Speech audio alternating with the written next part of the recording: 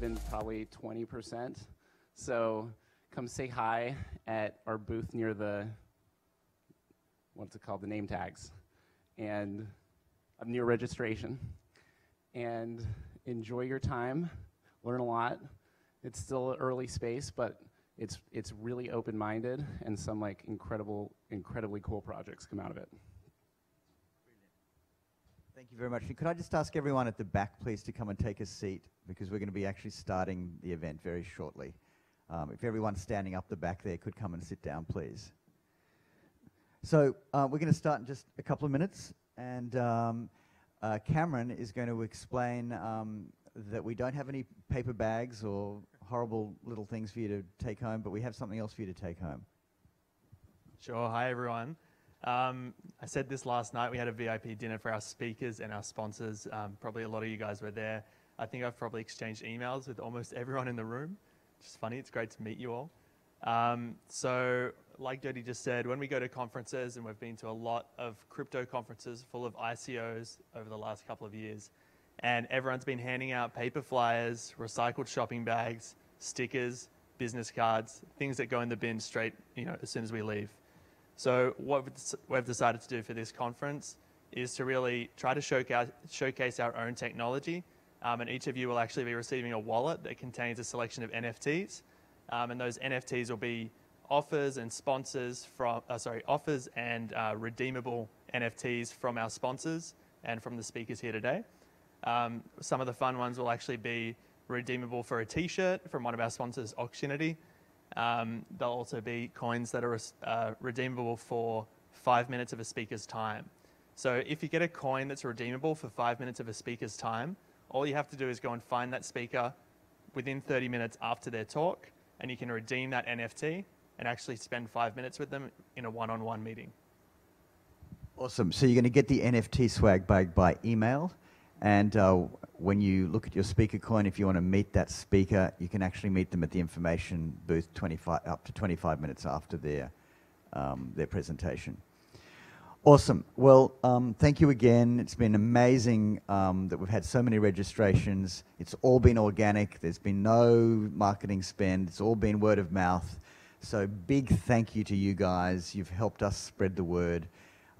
We have a very, very packed program, and we're going to be running all the way till, is it 7:30? 7:30 tonight. We've saved some of the best speakers till last. There's a really great panel on regulation, which is important. If any of you want to learn how to actually write a smart contract, that's also going to be going on later today. And we have a gentleman who's come all the way from London who's going to be talking about how we can attach NFTs to physical goods. So that will be happening at the end of the day. So love you all. Thank you for being part of the very first conference. I do want to take a picture of you before I leave the stage. So hold this for me. Lots of smiles, please. Yay. We love you, Jody. Thank you. Thank you. So, Thank you, everyone. excellent. Oh, and Pamela, do you want to come and say hi? Pamela is our chief volunteer. She's another New Yorker. And Pamela's going to be taking lots of photos and is going to be helping us with the MC today too. Say hi. Hi, guys. Righto. So where's Michael Casey? I'd like to introduce Michael. Michael's going to be telling us why NFTs are important. Thank you. Thank you, Jody. All right, good morning, everybody. Some of you might know me. I've been in this space for sort of 5 or 6 years, that being the blockchain space, and I've got to tell you that a lot of conferences feel, at this stage, a bit predictable and repetitive in that arena, and so I'm quite excited to be here because I feel like I'm at the beginning of something completely new. And I really believe that NFTs have the potential to essentially allow us to reimagine life in the digital age. So I want to say thanks to Jody and Cameron and the rest of the team for having the vision to put this thing on, for inviting me to be a part of that. Now, before I tell you about why NFTs are important, I have to apologize to those of you who thought that this early session with this journalist guy was going to be a light-hearted, non-technical look at the state of things, because I'm going to have to start with a rather technical description of the structure of the internet. And I'm going to tell you that the internet is, if I can get my clicker to work. It's not working.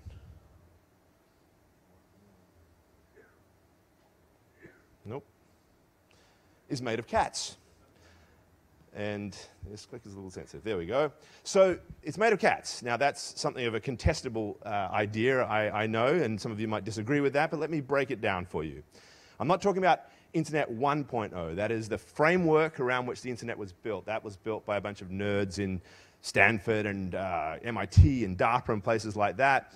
And essentially, yes, that's made of wires and Ethernet ports and TCP/IP and a bunch of protocols, that sort of thing, right? I'm talking about the Internet 2.0, the Internet as we popularly understand it now. Right? That Internet is a big global forum of content. This is the Internet that emerged after we figured out how to make money on it, and that Internet is most definitely made of cats. It's also made of, sorry, there we go, dogs, babies. I might see if I can get another clicker. And Michael Jordan crying, and this strange sort of three-way love triangle problem. What I'm saying to you is that the Internet is made of memes. And when I say that, I'm not just referring to this new cute way of crowdsourced humor that we've come to understand, but rather the word as it was invented by Richard Dawkins, who told us that memes are like genes, right? And he had this big, expansive idea. Genes, he said, are the building block of evolution. They compete with each other to combine and then live on in perpetuity, replicating and reproducing themselves inside living bodies. Memes, he said, are a kernel of knowledge, like this basic idea that also compete with each other to combine and form part of the body of human knowledge and understanding. In essence, what he was talking about is the evolution of our culture.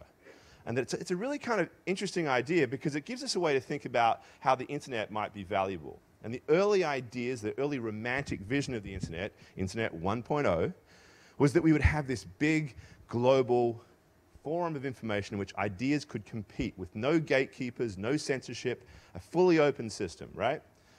Unfortunately, that romantic vision is not how things turned out in Internet 2.0, where we have gatekeepers. All right, I'm going to have to get another clicker, I'm sorry. Oh, next slide, please, thanks.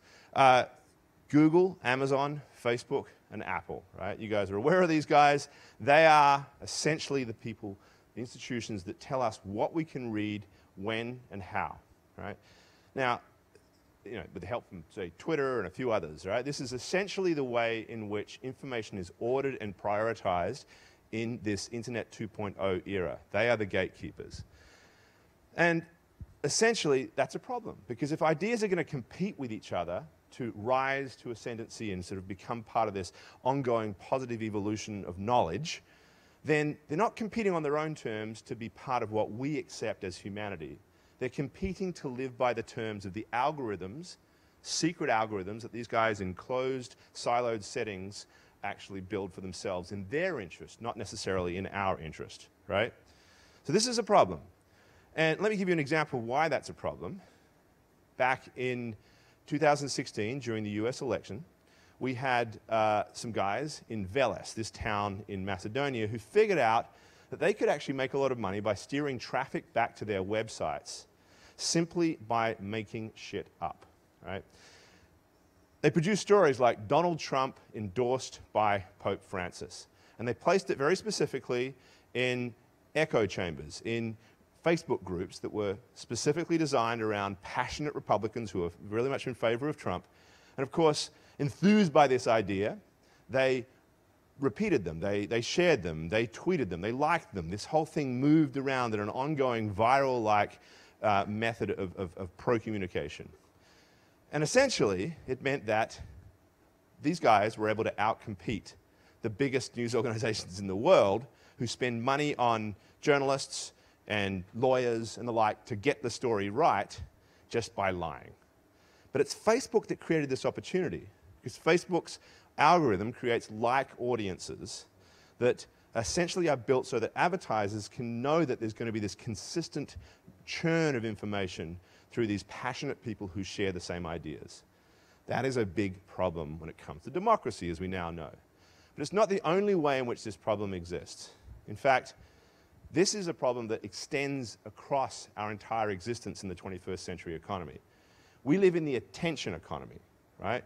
All these competing ideas, this massive, abundant amount of information is essentially competing for the one scarce resource that matters, and that is our time, our attention. We are all being geared toward looking at screens and trying to absorb amongst all this information that's competing for our attention, and it starts at a very young age. And it's problematic because nobody wins in this. Advertisers are having to deal with the fact that those siloed algorithms, those siloed controlling gatekeeping systems create black holes where we have no idea where this information is coming from. And as a result, you get fake ad data, fake views, fake likes. Advertisers have no idea what they're actually, whether they can trust the information they're receiving. Publishers, as I just said, are competing, despite the money they spend on getting the story right, with kids in Macedonia. And we, the users, are bombarded with ads that we don't want to see, and as a result are turning on ad blockers. That means that the publishers aren't getting paid, which is just incentivizing them to do really bad journalism. We have a big problem. And I hate to do this at this time of the morning, but things actually get worse. I don't know how many of you have read The Age of Surveillance Capitalism. Let's see if we can get this slide. Next slide, please. The Age of Surveillance Capitalism is a rather scary book. I recommend you read it, but if you do, read it with a stiff drink next to you, because it's talking about the state of our world as it is right now. And what Shoshana Zuboff says is that, unlike what Bruce Schneier said, who said that we are Facebook's product in his attempt to convince us that we were not Facebook's customer, she says that we are GAFA's quarry, that these institutions are mining our behavior. Our behavior is the data that they use to essentially then create their own algorithms that are themselves predictive and modify our behavior going forward. Essentially, we're losing human agency. I hate to say it, but it's as if we're living in the Matrix, right? So this is a big problem. How did we get here? And if I can just get the next slide, gone too far. Back one, please. Nope, it's not there. Okay. So how did we get here? And how did we, and what does it have to do with NFTs? And how do we fix it, right? So the starting point for this is to recognize that information is often extremely valuable. In opposition to this idea that information on the internet wants to be free, it turns out it's very valuable. Money itself is just a form of information, and data aggregated in these organizations is clearly very valuable. It's the new oil, we are told. And on top of that, content is oftentimes extremely valuable. Beyonce makes often $1 million from each Instagram post, right? And when human beings are sharing valuable information with each other, a trust problem emerges.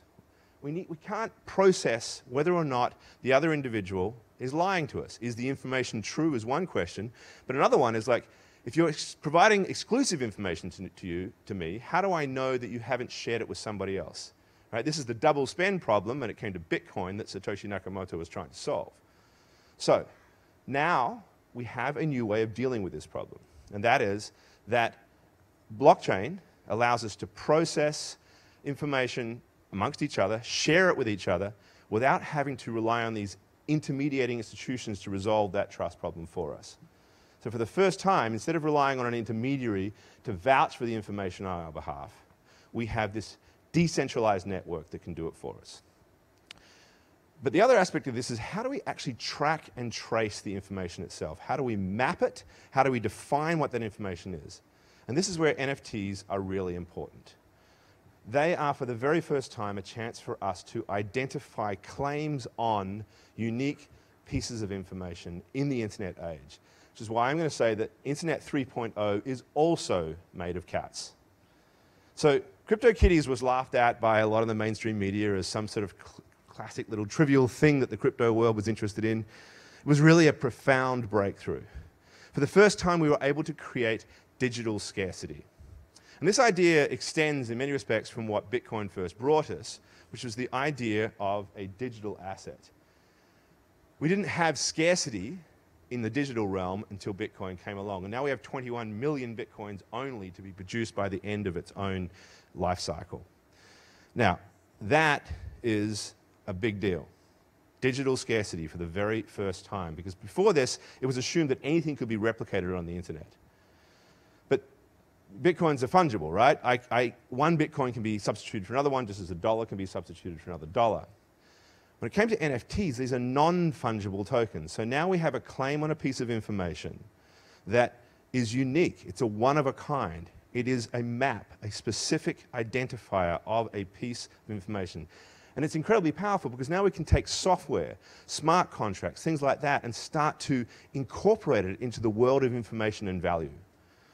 Give you an example. This is Honu, the crypto kitty that was a cross between a turtle and a cat, that raised $140,000 for ocean conservation because the collector that wanted to own this could now invest that money in this concept and take it forward through smart contracts into saving the oceans.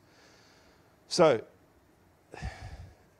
one way to think about this is what it means from a legal perspective. Right? Lawyers basically said that when the internet came along, we couldn't apply what was known as the first sale doctrine in the offline world. In that world, even though copyright was this intangible intellectual property concept, if it resided inside a physical vessel like a book or an LP, I had the right to resell it, right? It wasn't contestable. The problem was in the internet world, where anything in an anonymous environment could be just replicated easily, lawyers said, look, this isn't going to work. So we couldn't do this. And essentially what you have now is the license to use digital content rather than own and sell it. So when you have Spotify, for example, that's what you have, a license to use. You're not going to own that money, those assets, that content that's passing down through Spotify. And of course, this means that the platforms, the streaming platforms, have all the power.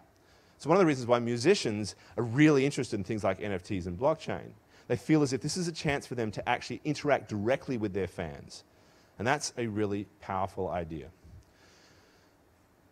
Artists are also excited about this, especially if you combine smart contracts with this collectability function that can now be applied to claims on content. So I'm an artist, I sell my piece of work for $10,000, but if there's a token attached to that that says I'm going to get more money in the future for future sales, I'm now essentially invested in the ongoing life of this growing valuable piece of art. And it can apply to physical art or it can apply to rare pepes, right? We now have this idea of having collectible digital art, right? This is a big, big change. But it's in gaming where things kind of get pretty powerful, and it's one of the reasons why I think at this event you're going to find a lot of folks talking about the power of gaming. Games are interesting because gamers have already gotten used to the idea of buying and selling virtual goods. But those virtual goods have to reside under the current architecture within the platforms themselves. They are dependent upon the rule sets of that particular software. What gets interesting is when we can take those virtual assets and move them outside of the platform. And the reason why I think this is important, beyond the fact that it's kind of fun to do, is that we are in the process of building out virtual worlds that are going to be very important, from everything from our entertainment environment to how remote surgery is done. The future of our virtually real world will depend upon the capacity to reward and incentivize people to start building it. NFTs can play a big role in that. But when it gets really interesting is when we bring the real world in contact with this concept. And this is where I think environmental issues and social good become very powerful. So in Manila Bay, crypto incentives were used, crypto tokens, to get people to pick up their trash and clean up this horrible mess that was in the bay. What if a specific token could be rewarded for people for doing this, that a brand could now attach their name to? This is more powerful than traditional advertising and saying that, I'm Patagonia and I support environmental causes. My money is literally, in that case, going toward the reward and incentivization of positive acts that I support. It's a much healthier environment between advertiser and consumer than that world of ads and ad blockers that I was describing before. So, there's a lot of big ideas in this. It's now time, I would say, to make it real. And in doing so, my hope is that it's not just crypto dreamers who build these wonderful solutions to how the world is going to grow, but actually real companies making real things. So I have a company called Streambed Media, which has just launched. We are a next-generation video distribution and production company. We're making digital content, and we believe that digital content should be, from the very start, built upon this kind of architecture, blockchain and NFT and the like. This is the future, and we need to own it as a media company. And I'm saying that other companies and everything need to be doing the same thing. So let's enjoy the rest of the day and talk about this, because there are so many ways in which this can be taken forward. Let's make it real. Thanks very much.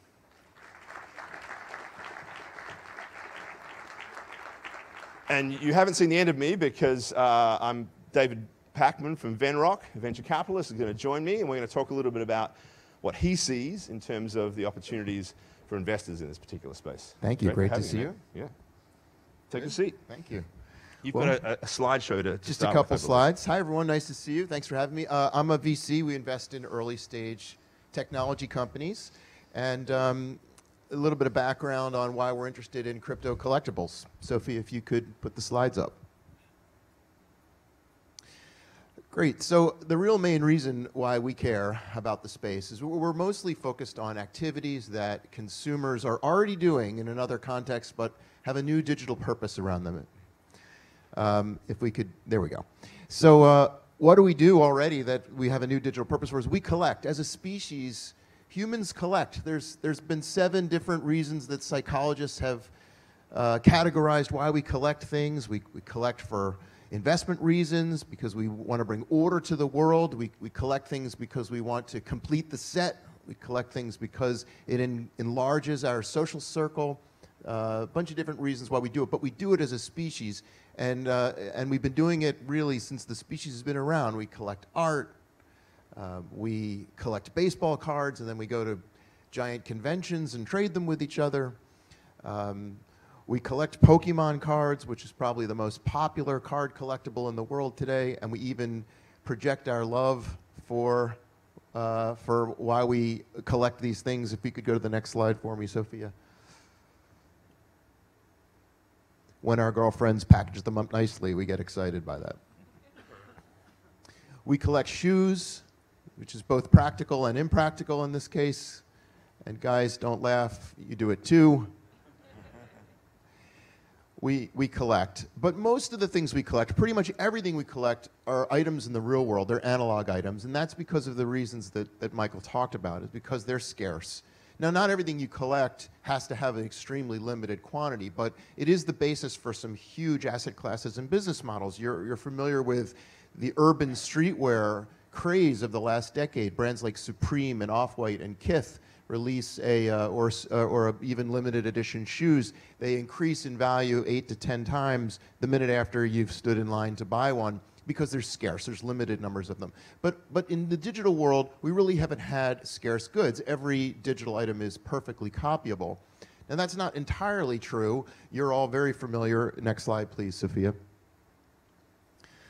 You're familiar with video games, which have been offering collectible or purchasable in-game virtual items for a decade. And those items actually have all sorts of value to them too. Some are traded in-game, and some people have found creative ways to move their accounts or their goods outside of the game itself.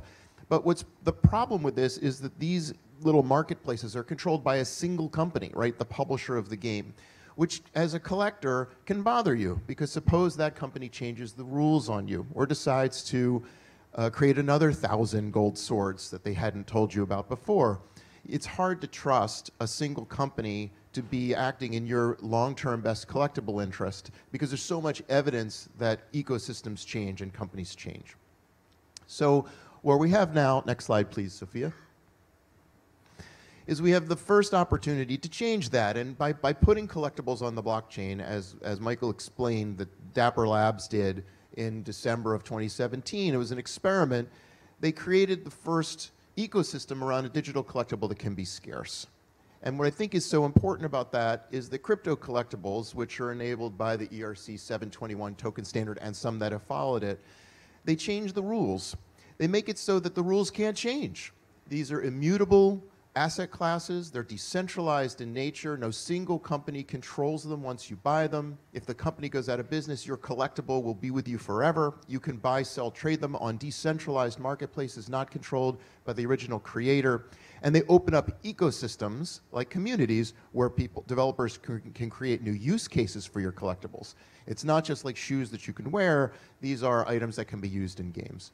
So last slide, please, Sophia. So we're super excited about this space, and we invested in Dapper Labs and led their last round, largely because we think that the concept is interesting, but a whole bunch of stuff is missing. You're missing scalable blockchains to allow for the millions of users who will likely flock to crypto collectibles. You're missing really easy to use user experiences for both onboarding, purchasing, owning, displaying, and trading, buying and selling these items. And you're missing a bunch of games and ecosystems. So we're excited about the promise of it. I think it's super interesting, but I think we're really at the beginning. Michael and I shared a word about that earlier. This is the start of what hopefully can be a multi-billion-dollar industry. Great. Thanks for that, David. The history of collection in 5 minutes is fantastic.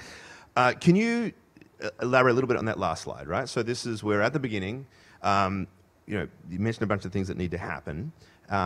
When, right? This is the classic question. When do you think we get to the point where this is truly something that can proceed on scale and be truly transformative for that reason? Well, first, very least, we need a scalable blockchain. Ethereum didn't scale when CryptoKitties was released. They had like 30,000 simultaneous users, and it broke, right? And it took 1 week clearing time. So that doesn't work, but everyone knows that, right? So there's a lot of people working to solve that. There's a lot of blockchains that are meant to accomplish scalability. Some of them I'm excited about. Some of them I don't think will. I think there's some debate about whether sharded blockchains can actually produce scalable blockchains for collectibles, so I think we have to see some alternate solutions. So at the very basic, we need a platform for them to work. We need wallets and user experiences, and then we need compelling brands and IP and gaming. I think if you took Pokemon and released it, if Nintendo offered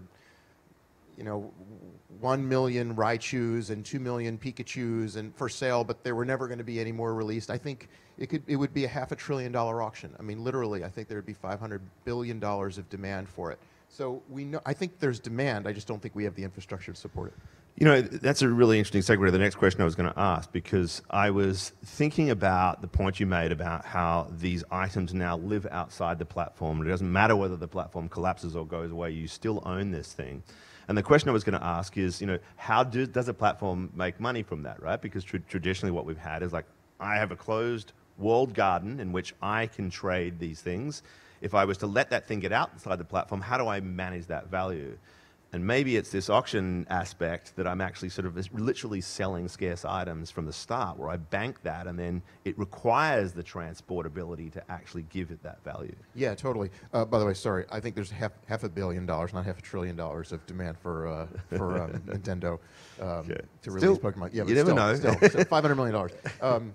But I think your question's a great one. So I think there's a couple different models that people are exploring. There's original IP, brand new IP coming to market where you buy the collectible and there's some, let's call it gaming light associated with it, right? Like CryptoKitties, you wouldn't argue, is an ecosystem of heavy gaming, first-person shooter, Fortnite. But there is light gaming. There's a light gaming aspect to it, the breeding portion of it, right? And sort of decoding the genome and trying to figure it out. So I think we're going to see a lot of that. But I also think there's a lot of room for existing IP to come into this space. Baseball card model has been around for a long time. The leagues make a little bit of money when Topps sells baseball cards, but they make no money when you trade them later. The 1910 Honus Wagner that was worth $3.5 million and sold a few months ago, Major League Baseball didn't get any piece of that, right? But in these models, I think the IP owners can participate a small percentage in the transactions in perpetuity, which I think excites IP owner to say, wait a second, we can make collectibles that increase in value and we participate economically long term. So I think you'll see them appear too. Right, yeah, it's that smart contract connection that's really important to that. So a lot of talk about gaming as where this is going to go, but where else do you see this evolving from both a business and kind of a societal impact perspective? Yeah, I think, well, one, I'm really excited to listen to the conference today because I think you and other speakers are exploring how much bigger are NFTs than collectibles, and I think it's quite big. The reason I'm looking at this first nexus is because I think that, as I mentioned earlier, I think there's an analog to existing human behavior that translates really nicely to the blockchain. You know, I think many of us that have been following the movement towards blockchains and decentralization and crypto are excited about the societal ramifications, what governance can mean by it, the move away from the dominant platforms. But I don't think the average consumer thinks about it that way, right? But if I can buy, you know, an experience in a Major League baseball game or a character or a player and own it, a limited number of them, and trade them and maybe even use them in EA Sports' games, I think that's pretty compelling. And you don't even need to know that it's built on a blockchain on the ERC 721 standard to get excited. Now, you and I both talked about scarcity as this important aspect to this. And you know, what I find really interesting is how much that stands in almost contrast to the prevailing nature of the digital world, which is the age of abundance, right? We're already talking about proteins being computer generated, that, you know, we may get to the point where life itself just no longer has scarcity in the physical world. But somehow it's incredibly important for us to value things to actually create that scarcity. Can you break that down a little bit and sort of delve into why this is so important from this digital perspective? Well, I'll take it one step past collectibles, which you mentioned already, which is art in general, expression, right? So if ideas, I'm talking about a song or a work of art or a comic, can have some scarcity to it, that enables artists to profit in ways digitally that they've nearly not been able to. As you pointed out, I mean, the shift from physical CDs to online downloads and then streams really decimated the music industry. It's about half the size of what it once was, largely because they don't control distribution like they once did. But built atop a blockchain, we can create a world of digital scarcity, and maybe we can start to actually price limited edition art in a way that enables creators to have more fruitful economic experiences around their creation. I think that's a different opportunity for all of us that it's been lost. We've heard about for a decade sort of how artists have struggled in the move away from scarcity. I like that you said all of us, because in our book, The Truth Machine, that came out a year ago, we had a chapter in there called "We Are All Creators," right? And the idea is, again, we are not Facebook's consumer, we are Facebook's product, or rather Facebook's quarry, but either way, the point is that we are now creating the content that essentially the world runs upon, right? Obviously, Beyonce makes $1 million from an Instagram post and I make nothing, but the point of the matter is all of us are participating in this process, this creative process. And we talk about the end of work as this challenge to humanity. How are we going to have self-actualization, let alone make money? We need a system that is somehow going to build value, whether that's money or just some other way of measuring the value of all of that creative content, all that creative contribution that human beings as a mass are going to constantly be adding to this big pool of data, right? Certainly, like decentralized networks in general, so not specific to NFTs, maybe hold some promise here, right? Like, as you pointed out, so many of us built Facebook by posting our baby pictures and our pictures from last night's party, and none of us got any stock for that, and certainly didn't get a cut of their advertising earnings, and the company's worth a couple $100 billion. I was pretty sure at their IPO that they were going to try to offer like a friends and family for our users, which they didn't end up doing. The concept of tokenization, right, allows participants in a network to participate in the economic value that they create. And so since networks are one of the strongest business models that we know, they're really sustainable and hard to penetrate, it'd be great if the network participants got to take a piece of the value they create. And I think broadly, decentralized blockchains will allow that. And on that, we've got these platforms that essentially we still need. There's the network effect that brings us to Facebook and to Amazon and to others, because we have to be where everybody else is.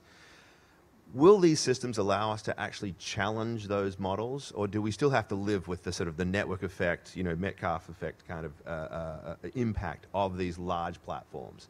Or do NFTs and blockchain allow us to create competitors to them? Well, so I don't really think that someone's going to launch like decentralized Facebook and then everyone leaves Facebook, right? Like that's not going to happen. But I think those of us working in this space can build alternate, compelling experiences that are very different ecosystems, right? The collectible ecosystem where developers are attracted to building apps or experiences around a collectible that people own and it can get better and improve over time. The benefit inures to all of us in the community, not to a single company. That is an alternate way to build value than the Metcalfe network, social networks that have created such giant companies. Right, so it's this notion that it's not about trying to create a competitor per se to one of these entities. It's going to be a different experience. Yeah. And what any ideas what it looks like? Well, I made a big bet around collectibles. Like I think Right. that's pretty interesting. I also think it can happen early in this. You know, we're talking about a 10 or 20 year technological shift here, right? So what comes first? The danger here is that we're all too early, not that we're wrong. I don't think we're wrong. I think we're all going to be either too early or our timing can be right. So the question in my mind is not what, but when. And I think when, again, I look for what do people do in the real world that we can enable in the digital world in ways that is the same or better and is super easy, right? Like if it's as hard as buying crypto, this is not going to work. No, absolutely not. Listen, I'm going to leave it at that. David, thank you so much for your time. A round of applause to David Packman, everybody. Thank you.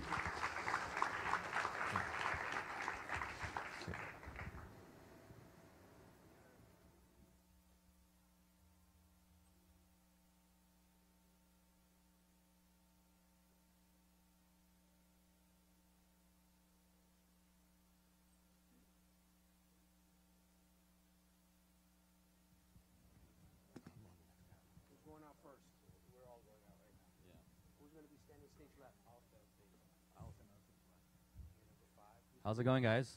I know it's so quite early in the morning, but it's very cool to see we have a lot of people already interested in NFT.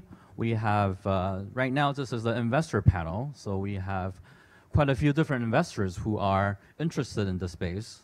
It's kind of, in my opinion, that investors kind of impact how projects get funded in general. So we kind of have some responsibility, or whatever our investment thesis is, kind of affect how this industry goes. So I think we only have a really short panel, so we can quickly talk about what our investment thesis is in regards to NFT. So I will have David to start, since you're the new lead investor. Already talking too much. But it will be quickly. Yeah, sure. So well, I think the thing that's different about our approach in this space in general is trying to find teams who are expert at go-to-market. I think that sort of the challenge of the broader ecosystem, decentralized ecosystem, is it's very theoretical, and there's not a lot of expertise in how do you either build developer or consumer adoption. So finding the intersection of like strong consumer use cases and team expertise in figuring out how to achieve early, widespread adoption is one of the lenses that we look for. Great. And Larry, I think you guys already backed quite a few NFT projects too. What are the company's back or your investment thesis? So we've certainly made a few NFT investments. I believe it's 4 now, and I'll get to those in a bit. But NFTs, I think, it's a difficult topic, and I think it's a difficult topic because it's so new, and there's so many unknowns with the whole technology. I think this, as an industry, we tend to conflate digital scarcity with demand. And we assume one follows the other. We assume that demand just follows things just because something is scarce. When in reality, I don't think that logic holds true. To take an easy example, if you have an NFT good with a supply of 1 and a demand of 0, well, technically it's in scarce supply, but because there's a demand of 0, it's actually in an oversupply, right? And I think for a lot of NFTs, that is the problem today, where we finally figured out how to create digitally scarce goods, but the demand part is the hard part, right? And so to that effect, I think the scarcity is necessary but not sufficient, and finding ways to actually generate demand. What we look for are, and there's many ways to generate demand, but things like feedback loops, right? Figuring out ways to actually get consumers to use the damn thing, and that's one of the hardest parts, and I think that's something we're certainly still thinking about as an industry. Great, and then I think you guys back quite a few people from public chains that are interested in NFTs. Can you share more about it? Right, so I'm a JD Capital, and we backed a few public chains like Ontology, Thunder, and especially Cocos, which is the 3rd largest game engine in China. And then they're thinking about establishing the NFT network like basically providing developers SDKs, APIs. And then I feel like at the end of the day, it's pretty much about how many developer can build on top of it and who is providing a better user interface, a better streamlined technical stat. And then, so I talked to a bunch of companies like Mythical, companies like Lucyside. So they are pretty much focusing on either on the technical insights and the technical development, or on the IP strategy. So because previously I was with on the VR investment side, so it's pretty interesting that we're working with, I was on HTC Vive content team, so we're working with Star Wars, Star Trek, Ready Player One, Westworld. Every time we actually bring in a large title and the sales spike, we literally see the hardware sales. Right. So that is what I'm really passionate about, the IP stuff. Thank you, Zen. And Jeremy, I think do you want to add on? Or Yeah, I mean, I think there's a very important distinction between NFTs and all crypto assets that have come before it, such as protocol tokens, utility tokens. That's the fact that they're non-fungible. So unlike with utility tokens or protocol tokens, where VCs were going to be accumulating large amounts of the token before the network launch, you're not going to be seeing that with NFTs because each token is unique. So it's like VCs buying a bunch of Beanie Babies. That's just not the business that we're in. So instead, it's really about investing in the underlying products behind the NFTs rather than the NFTs themselves, which is a distinction from all other crypto assets before them. I completely agree with this thesis. I think that we also kind of back some teams are developing these NFTs. NFTs is kind of just like a technical tool in a sense. It's actually more of a derivative in terms of the actual product. And most of the teams right now are creating really cool games that has probably the best tech, good art. I think these are really important things that a lot of us are actually looking into. But I'm actually kind of curious, Jeremy, because you are actually one of the first one who did an ICO before this, an ICO. And I think he probably has a different view on different things. What's your Yeah, opinion about NFT? I mean, looking back to creating the first utility token with Augur, creating the first tokenized security at Blockchain Capital, the one thing you can't do when creating these new token standards or new token types is underestimate how broadly they may end up being adopted. Because I did that, I've done that twice now, and I'm not going to make that mistake again. I think NFTs could be used far beyond gaming.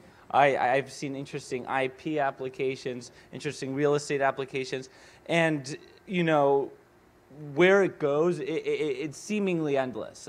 And what's really cool about NFTs is they occupy a really nice regulatory niche where I don't think they're going to be over-regulated.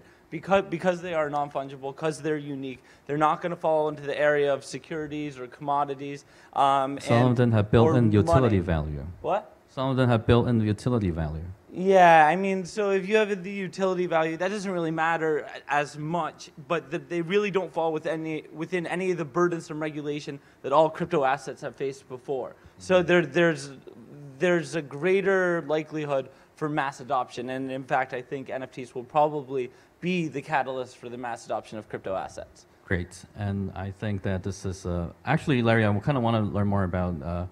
DCG has back like CryptoKitties, I think, what was Decentraland, I think is it, and what was Horizon Games 2? Yeah, so the three projects we've publicly announced would be Decentraland, which is this online virtual world where you have this digital scarce land, and that's really cool because actually, you know, I was just reading this literature by Edward Castronova, who's this virtual game economist. I didn't know that's a title that existed.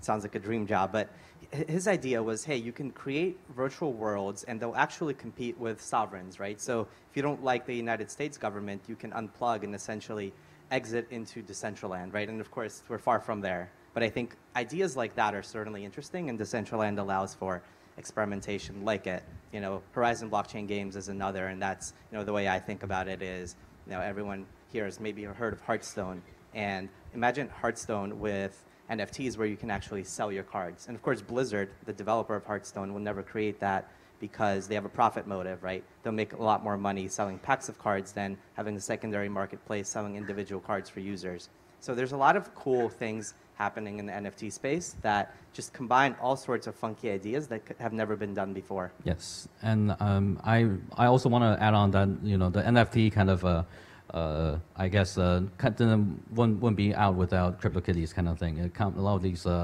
ideas came out afterwards. I think that David, you also have some more thesis to add on that specifically. Yeah, I'd like to pick up on the other comment about, so where does the ecosystem built around an NFT capture value, and can VCs or investors in general participate in that value creation? One of the beautiful things about decentralized networks is that they're diffuse in how their value is captured, that everyone is a participant, and it's not all coagulated into a single entity. So this question about, well, if let's say you're an IP creator around an NFT, and you're going to have some initial sale or an auction or something, a way to sell your original IP. Is that the end of your economic participation in the ecosystem now that everyone owns them? Will you participate downstream when your land, let's say your Decentraland, is sold or traded on a marketplace? One of the things about decentralized items is that they don't have to trade on only your marketplace. You can have a lot of other marketplaces that can trade them. So you can't count on owning the marketplace as the way to capture value. You can embed some rules in the smart contract so that you participate economically downstream every time something happens. So there are these are unanswered questions, or at least questions that a creator has to consider. And it goes right to the heart of, well, what are you investing in as a VC? Is there a place to invest that can capture enough of the value?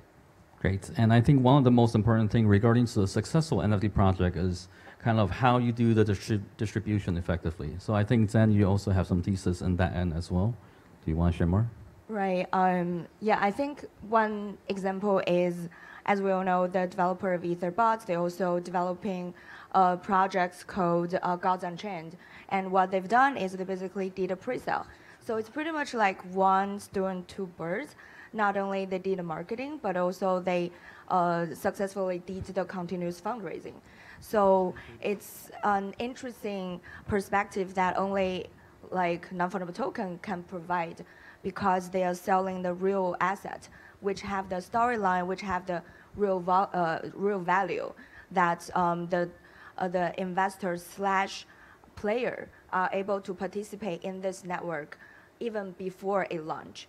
And then it's also a risk mitigation of the investment, because you actually have the asset before, and it's not like one hit investment in traditional VC. We don't touch it because the asset doesn't worth anything. But then right now you're selling the real projects. And you get to see some demand early on, even before the project's fully released. Yeah. Great. So we actually have different point of views on this so far. So I think that we only got 4 minutes left, really short panel. But if you want to say one thing that you think will be what you will see in this future, what would you think we'll see in this year? So do you guys want to start? I can start. I think there may be kind of new forms of fund coming out from the space as these projects are getting to the next stage. I think that we'll start to see a lot of chains who will also be exploring non-fungible tokens. We currently have quite a few, like 0x and Decentraland were technically fungible tokens going to the NFT space. And I think we'll see more and more of that too. We will probably see more and more traditional companies that will be exploring NFTs too, like gaming companies, like what we talk about. And like a lot of these, like Axiom Labs, and we'll be also working with more of these guys too.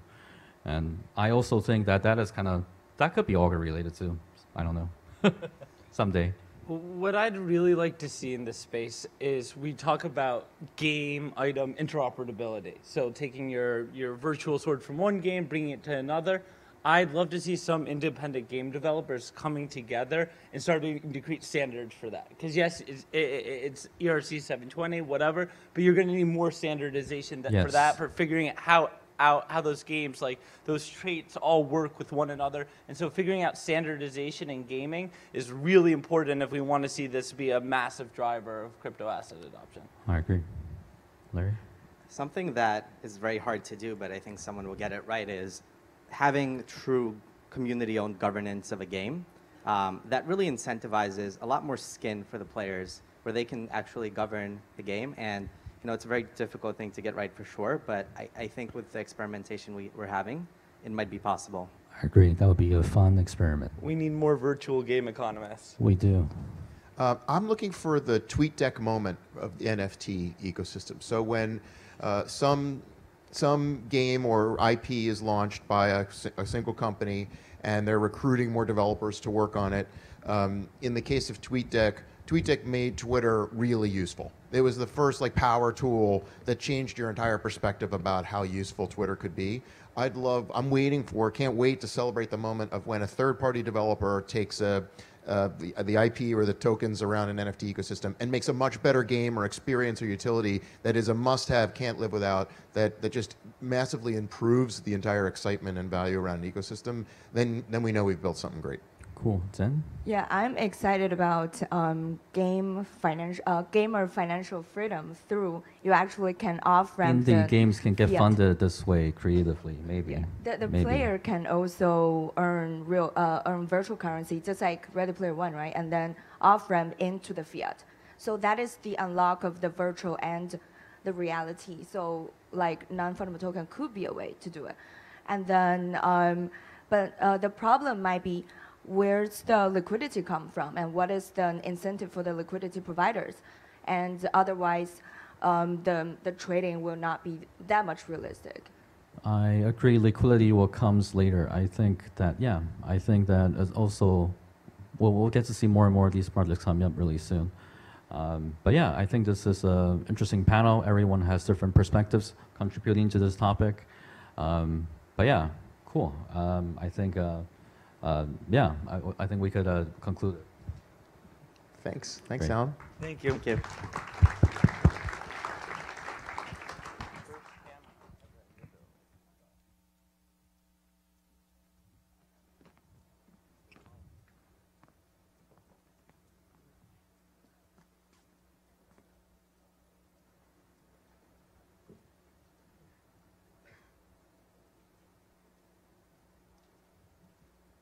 All right. Hey, I'm Lou Kerner, and I'm giving a talk called Crypto, the Coming Epic Battle Between Crypto and FAMGA. And I use FAMGA as an acronym for Facebook, Apple, Microsoft, Google, and Amazon. And Michael Casey talked about some of the things that I'm going to talk about too. Real quick, I'm with a company called Crypto Oracle. We describe ourselves as a community-first VC. And I started writing about FAMGA originally in January of 2017. I just felt that their concentration of power had a lot of negative impacts, and while people were talking about it, they weren't talking about it enough. So I published it. I'm a very active blogger on Medium. I published it on Medium, and nobody cared. And so I took a step back. I thought it was very important, and I gathered more data, and a couple months later, in April of 2017, I wrote another post, The Profound Implications of 5 Increasingly Dominant Tech Companies, and as happens in social media, caught fire. It quickly became the most read piece that I'd ever written. And the idea was, if you look back, 10 years, a little more than 10 years before I wrote it, one of the 5 largest companies in the world was technology. And at that time, all 5 of the largest companies in the world were tech. And that in and of itself obviously isn't a problem. The problem is all the value going to these 5 companies. So this is a chart that shows over 3 years the percentage of wealth gain or how much FAMGA went up versus the rest of the NASDAQ 100. And you see every year FAMGA went up more than the rest of the NASDAQ or the NASDAQ 100. And what that's meant that FAMGA is becoming an ever larger percentage of the total value of the NASDAQ. And this has negative implications. First, innovation slows. I'm a VC. I'm very reluctant to invest in ad tech if other than FAMGA, everybody else is actually declining in terms of the amount of revenue that they're generating from internet advertising. Global wealth concentration, it's great if you're an investor or an employee of one of these companies, but if not, it's not so great. And what's all super interesting is the fact that basically I believe that almost every business in the world is now adjacent to these guys. And so if you think about new businesses like cloud computing, they dominate in cloud computing. It looks like they're going to dominate in AR, VR, and autonomous cars, smart home hardware. Even reusable rockets. And the reason why everything's adjacent, and this is Michael said this as well, is because, data is the new oil, and these guys dominate in data, and if every business is data, then every business is adjacent to what these 5 guys are doing. And I finished the post by saying, while I think all of these implications I think are negative from this power concentration, I got some solace by the fact that there's nothing constant but change. And I love this next graph, which shows the market cap of the top 100 tech companies in percentages of the total. So in 1980, IBM had over 70% of all the market cap of the top 100 tech companies. But as we moved from a mainframe to a desktop world, Microsoft became the largest cap company. As we moved from desktop to mobile, Apple became the largest market cap company. So in my view, I was encouraged by the fact that nothing's constant but change. I didn't know what new thing was going to come up, but it seems like new things came up all the time. And fast forward just a couple months, on June 29th, 2017, I saw the crypto light. And I stopped everything I was doing. I've been crypto 24/7 since. I joked that in 2013-14, I went down the rabbit hole long enough that the Wall Street Journal wrote a story on Bitcoin, quoting me as Wall Street's Bitcoin expert. But while I looked at the light and looked at the light, I did not see it. And I saw it finally on June 29th, 2017. And I started writing. I believe there's a William Faulkner quote. I don't know what I think of anything till I read what I've written about it. So I started feverishly writing. After a month, I got an email from Medium saying, congratulations, you're one of the 50 most influential crypto writers on Medium. Didn't know that was a thing, but that was cool. My Twitter handle is Lou Kerner. And after 3 months of writing, I wrote a thought piece. I put all my thoughts together called 7 Thoughts on Crypto. After 3 months down the rabbit hole, the first piece I wrote that was the #1 piece on Medium. It was #1 for 3 days. The first thought was nobody knows anything. That we're at the very beginning of this brand new industry. I think it's going to be massive. I think it's, but nobody really knows what it's going to be. And, I look at crypto, we look at crypto as the next computing platform. And, we really look at it as a bunch of new technologies. It's blockchain, it's cryptocurrency, it's smart contracts, it's zero-knowledge proof. And all of these are enabling all kinds of new business processes like decentralization. And we really think that the biggest difference between crypto and everything that came before crypto is the importance of community to the success and failure of projects. And a few months ago, in September of 2018, I wrote a piece called The Coming Epic Battle Between Crypto and FAMGA. Because as much as I believe in these new technologies, as much as I believe with certainty, and I'm sure it's shared by a lot of people in this room, about the massive disruption to come from these new technologies and the massive wealth creation to come from these new technologies, the question isn't, is it going to be a lot of wealth? The question is, who's going to get that wealth? And is it going to be people in this room, or is it going to be people at FAMGA? And, since then, FAMGA's continued, since my earlier post that I showed you, FAMGA's continued to grow its percentage of market cap of the 100 largest tech companies. It decreased a little bit, in the market crash, but it's up above 45% again now.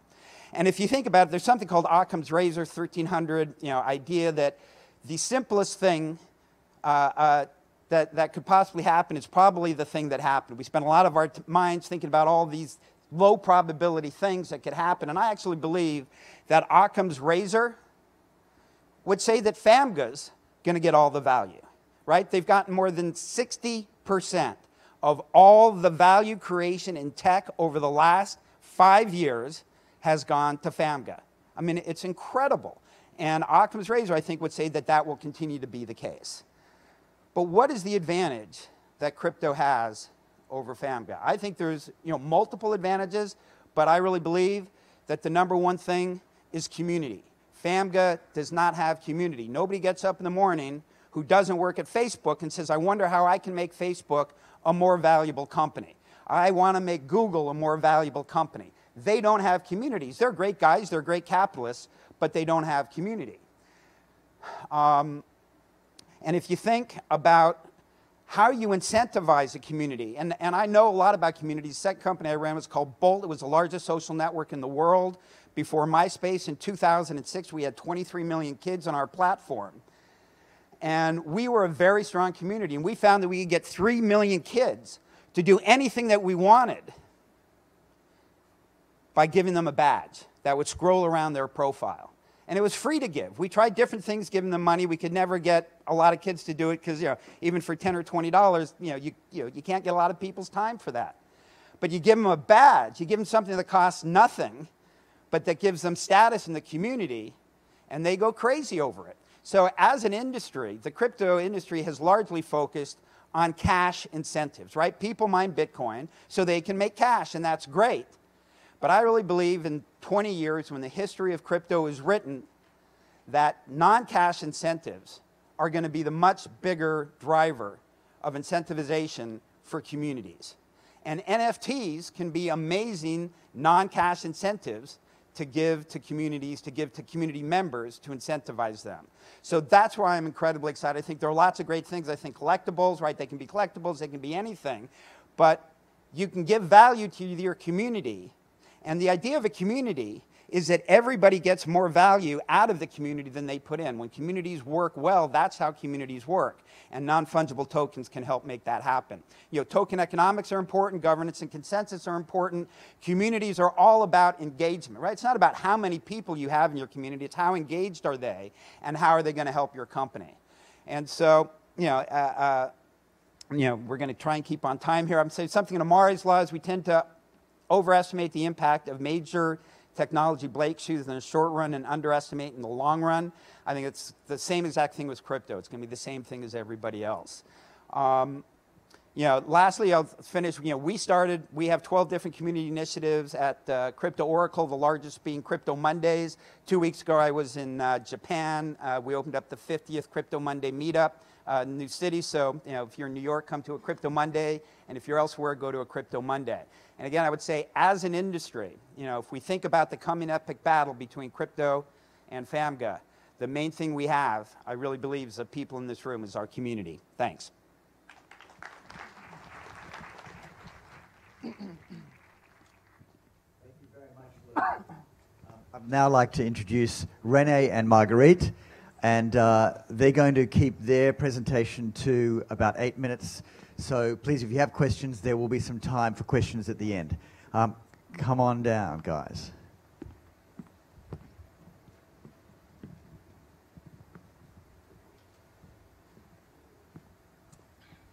Hey, I'm Marguerite DeCourcel. I'm the CEO of Blockade Games. My name is Renee. I'm the project manager of a game called Chain Breakers. And Margaret and me, we are going to talk about interoperability. And I would say, let's kick this off. Sure, so we're going to go back a little bit over the history of non-fungible tokens.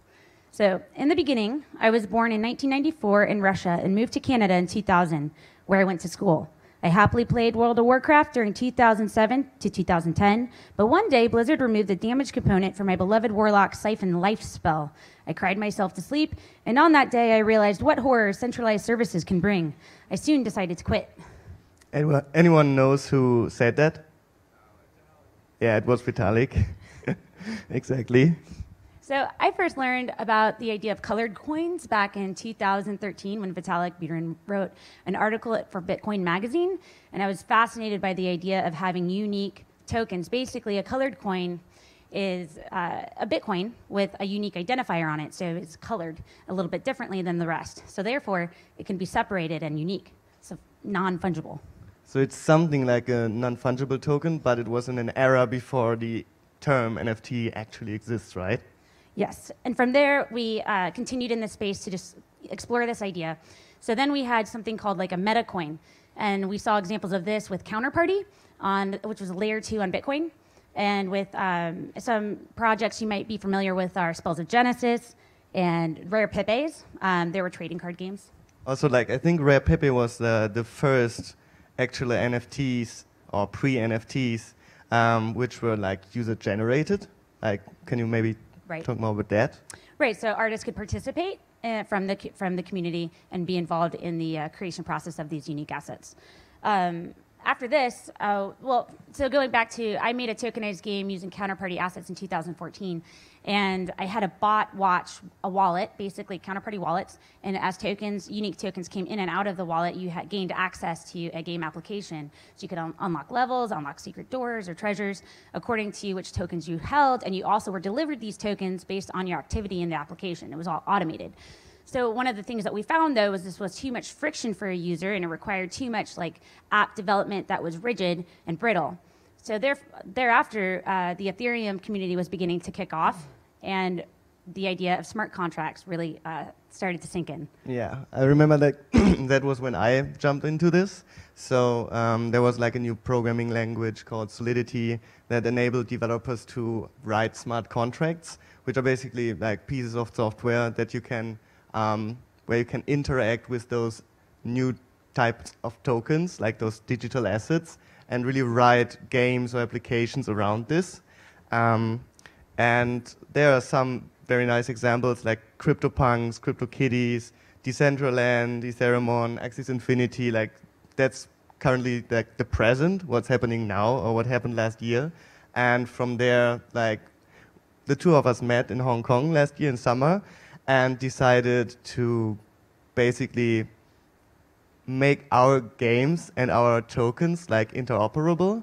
So maybe you can talk about that. Sure, and so one of the things that I found with smart contracts also is that this idea of token like mixing, token crafting, you don't need to, for example, do the bot again. Now this is all happening with the smart contracts. So in my game applications that we're creating, we have a series of titles. And they have their own functionality with the smart contracts, but then when they move to the mainnet, like Ethereum or anything EVM compatible, then they're going to be a standardized coin that will, like 721, that carry metadata, and then could also then enter Renee's game, and from there, it could take on its own traits, but it will come back to the mainnet with something that I, again, can reinterpret in my game. Yeah, that's pretty fun. So you have to be very creative, like the space is very new, and in our case, we are trying to merge a future cyberpunk world, which is Neon District, with an ancient Greek strategy RPG, which is Chainbreakers, and we are going to find some ways to make our tokens like appear in both games in a way that it makes sense, and the storytelling around it is like plausible and cool. Well, I think some people have a hard time grasping that the token data can be reinterpreted in different games, but the visual assets do not need to remain the same. So for example, a sword from Renee's game can come into my game and be some sort of weapon that is makes sense for the cyberpunk environment. So you don't need to steal each other's art. You can translate the data of what's the history of that token journey, and then it can go back and forth between these games and be retranslated so that the value and the ownership and love for an asset you might have as a gamer, if you ever played Neopets, for example, you really can bond with an avatar or a personality, and you want to just reuse that in multiple titles in the future. Yeah, and this gives tokens additional value because the utility of the token you own is like extended into another ecosystem, into another game, which makes this whole NFT space even more interesting, like regarding like talking about interoperability. And yeah, that's what we are in right now. And in the future, what we like to see is the onboarding of like mainstream users that don't really need to understand at some point what a crypto wallet really is. So there are services that provide login systems that are working conventionally with email address and password, and the whole crypto blockchain stuff is stored in the backend without the user even knowing to handle all this. So yeah. Right, in our tech demo Plasma Bears, which is basically the Neon District tech stack, we have done just that and baked in the login process, and the blockchain is all on the back end. It's completely abstracted from the user experience. But the game assets themselves are still non-fungible tokens. They can still craft with them. And then we're just opening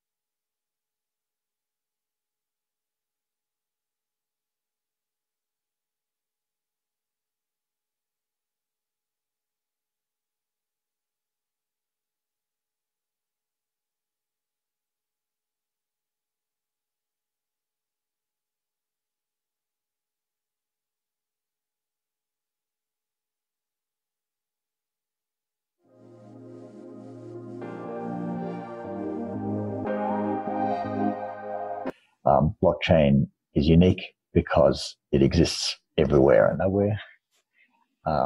It exists on many, many servers across country boundaries globally. And we're now starting to see applications like coin.cred, which allow people to take their own digital asset.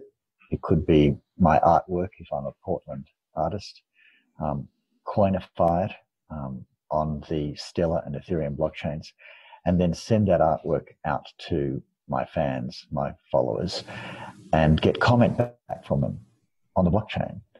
And why is this amazing? It's amazing because I don't have to rely on a social network that I don't own, or a social network who's been selling my content for a very long time.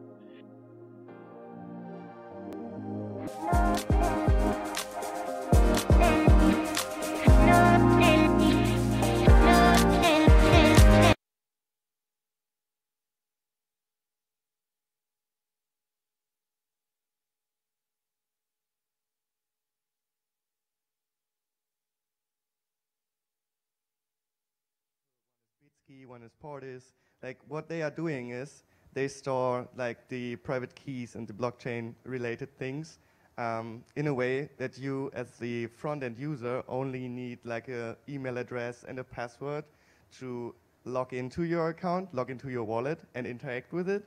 And also use this handshake to have full capability of moving around assets in this crypto space, in this blockchain space, and really interact with your NFTs in a way without having to store your seeds, having to take care that you don't maybe publish your private key accidentally. Like those platforms work in a way that they never show the private key like ever. So it would be interesting, I think today there will be other talks by people from Bitski and maybe Portis. They will explain this in detail, and yeah. Another thing is non-fungible tokens can be purchased with cash, so you can have your fiat on-ramp. You don't have to even have crypto to start, which I think is a really important point. And then also you could pay for your transaction to the mainnet, for example. Just you want to put it on the marketplace is how you would communicate it, and pay $1 for that fee to happen. And then on the back end, we take care of the batch transactions for all those players who would like to place their assets for sale. So there are really a lot of great solutions. Loom Network is another great sidechain solution that allows this sort of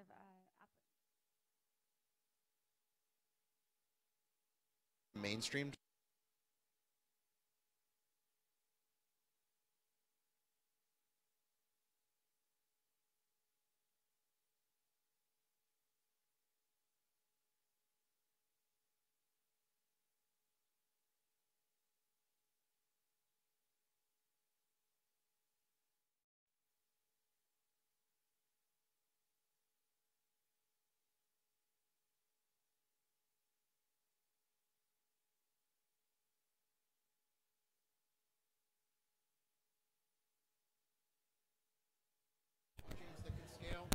We don't have user wallets that are easy to use. You can't buy digital items on Apple App Store apps. So it's really immature now.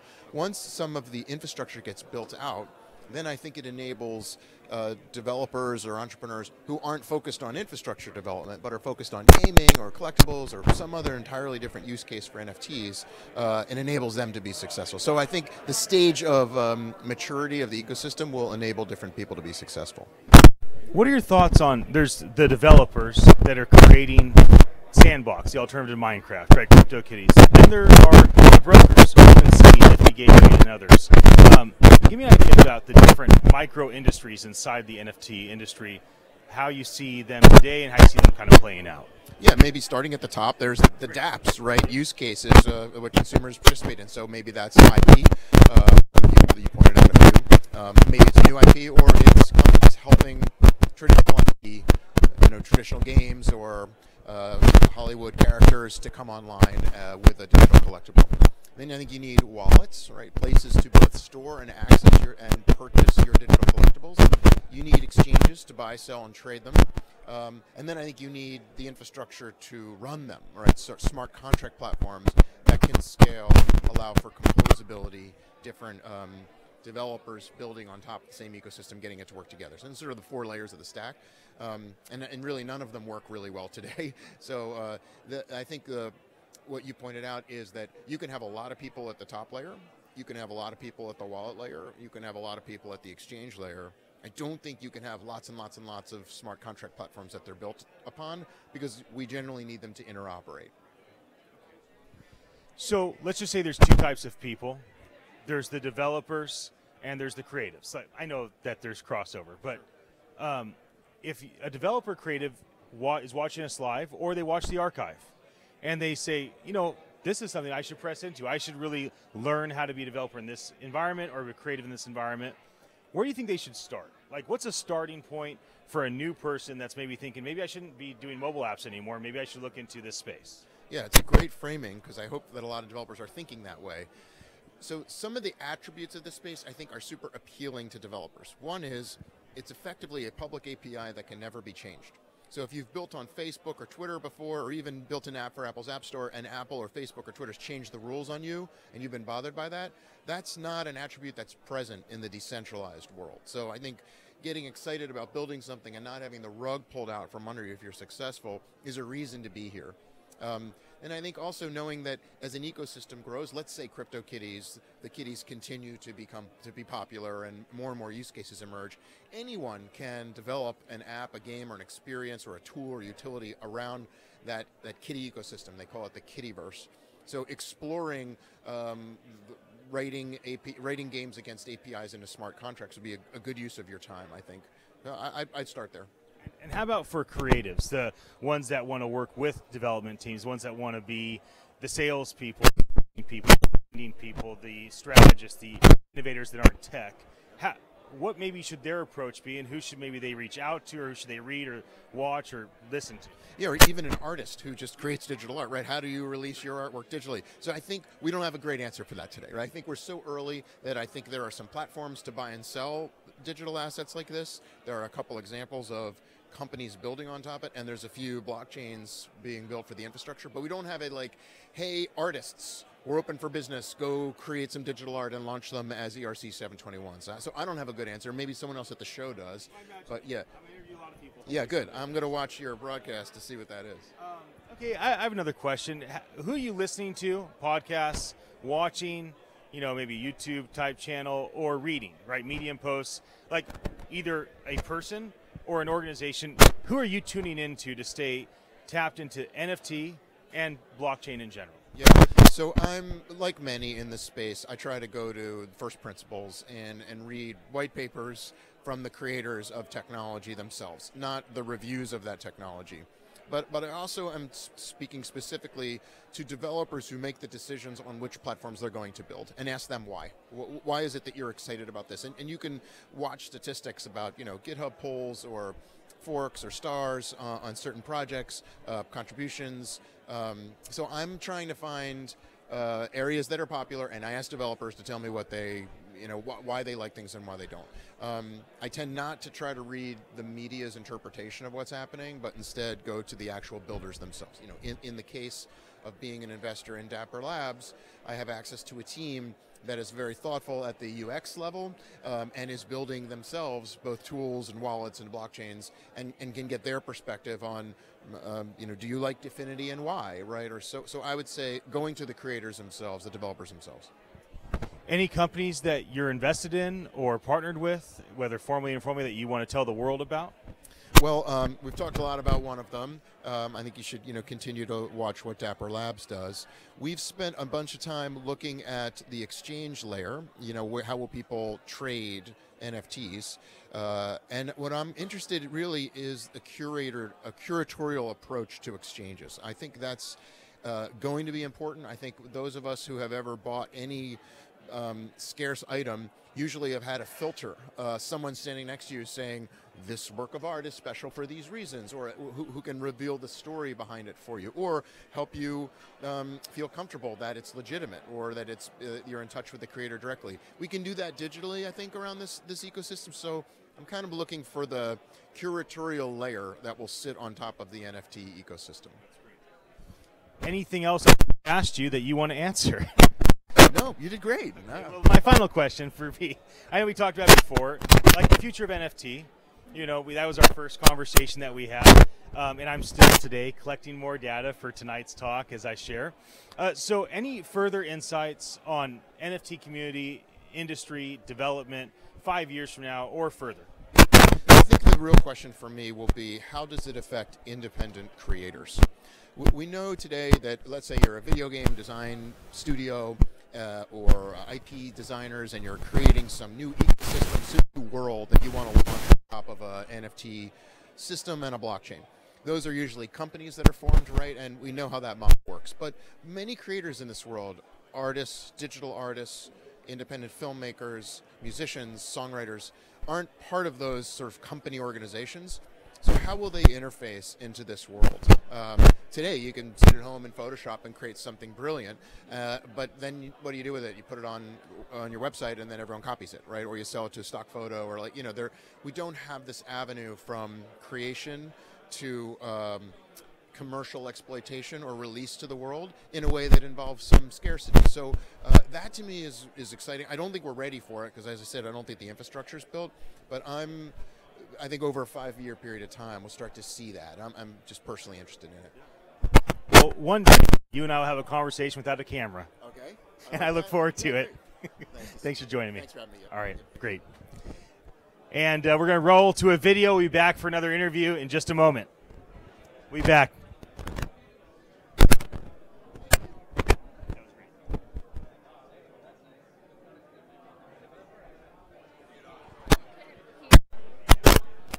You just have to come in closer so you can just be standing right here.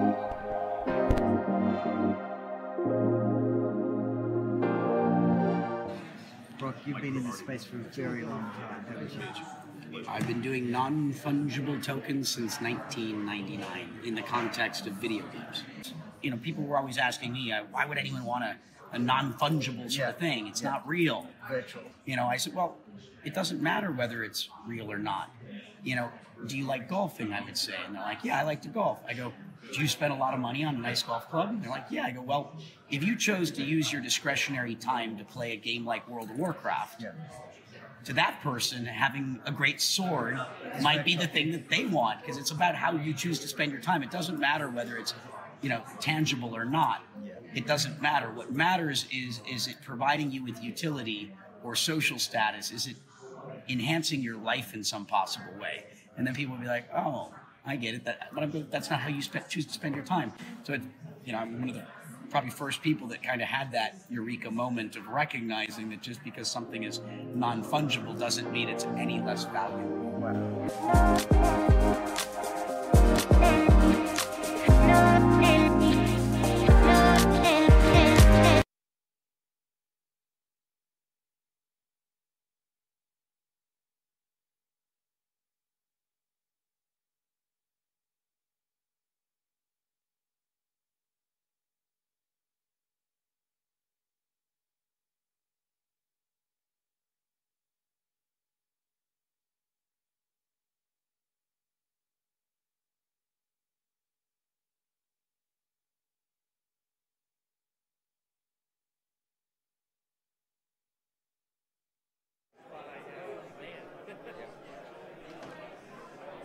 Got a traffic problem.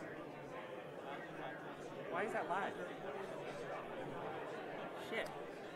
Oh, did you take it live? Yeah. Is the audio up? Yep. Pick that up. XLR.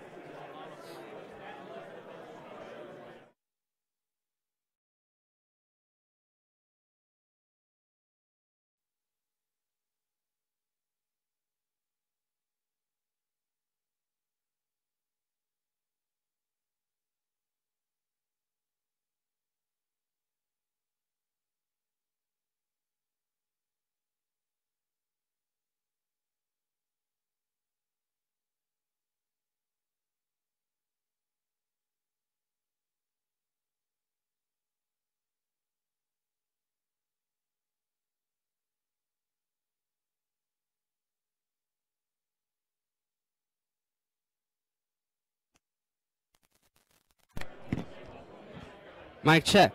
Hey. Alright, we'll use that. Check.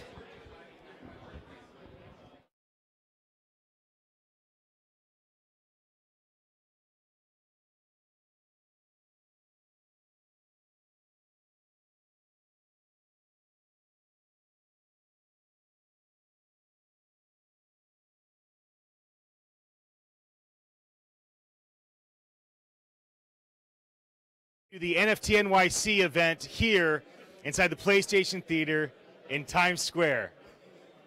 And we're having a blast. We're laughing a lot. 85 speakers are here in the main stage. And here, welcome to the Golden VIP Lounge, where we're creating this live streaming experience. Thank you for joining me. Thank you, Ian. This is our second conversation, both on camera. Yep. Eventually, you now just have coffee with nobody watching or listening.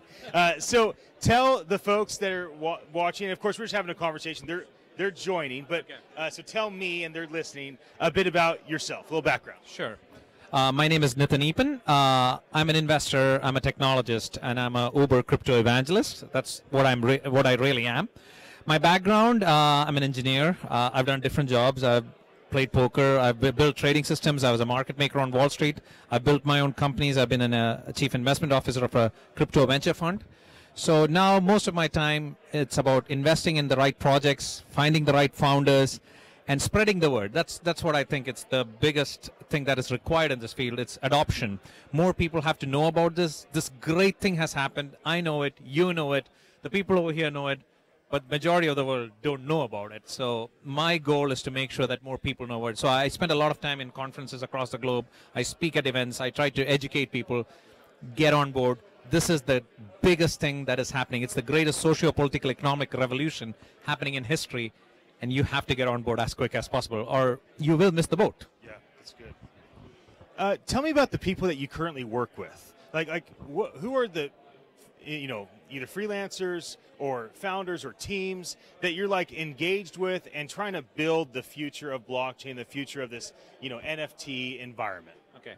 So we do multiple things because as a company, as a tech company, so we have a consulting wing. So as a consulting wing, we deal with different Fortune 50 companies, and we do regular tech stuff over there, but we are introducing them to the blockchain concepts over there. We are showing POCs over there. Now, I'm a mentor at Techstars, the Alchemist Accelerator. So there I'm meeting new founders who are trying to, some have a fully baked product, some have an MVP, some are at an idea stage. I'm mentoring them. I'm an advisor to multiple ICOs or, projects that were raising money. I was helping them to understand or navigate the blockchain space. I'm helping companies out in India and in US, companies that want to do the right things. So I tell them the idea is to understand decentralization properly. It's not about saying, oh, we have the blockchain, but it's one company. It's still one company, and they're using it as a database. So that's what I spend a lot of my time when it comes to corporations or companies. I try to educate them on that. From a regular common man perspective, I try to give analogies or I ask them questions. Everybody wants to know, how do you make money? How do you make guaranteed money? That's what most people want to know. I had 6 events last week, and I had a TEDx talk. On 4 events, everybody's question was, how do I make guaranteed money? So I got to tell them, listen, can you make guaranteed money in equities, real estate, bonds, or anything like that? No. Why do you expect to make guaranteed money with this? Say, learn the technology. Learn about, if you're trying to invest in equity and stocks, you want to learn about EBITDA or sales, gross sales, and things like that. So same here. Learn about hash rates, learn about what this is, and then you can invest, you can do consulting, you can do development. There are different ways to make money, you see? I try to make them understand. There's a lot of things I've enjoyed about talking with you. One is I think it's very compelling, your thought of how does faith transition to a digital environment. Okay. So can you just kind of set the stage for some of the things that you're thinking about around the digitization of faith, and your view, not just of it from a high level, but how might that work in different modalities of faith? Because obviously people have different ways of doing faith, and how might that look in a digital frame? Okay. So let's put it this way. When it comes to faith, there are multiple things where tokenization or NFTs or non-fungible tokens can be used for. So the main thing I would start off with is it can be a remittance platform. So faith-based churches are there everywhere. There are religious places of worship that do a lot of good things, and they need money. So it's like you can become that Uber platform that meets that brings the donators or the givers and the takers to one space. Okay, that's one piece. Now, second thing is, now you're sending money or you're sending tokens, whatever. You want to get some kind of accountability or transparency from the people who are taking it. What are they doing with it? How many pennies on the dollar are they really using it for good? It's very hard in today's environment, like faith, religious places, institutions, places of worship, or godmen, as you call them, the middlemen. You don't know what they're doing with your money.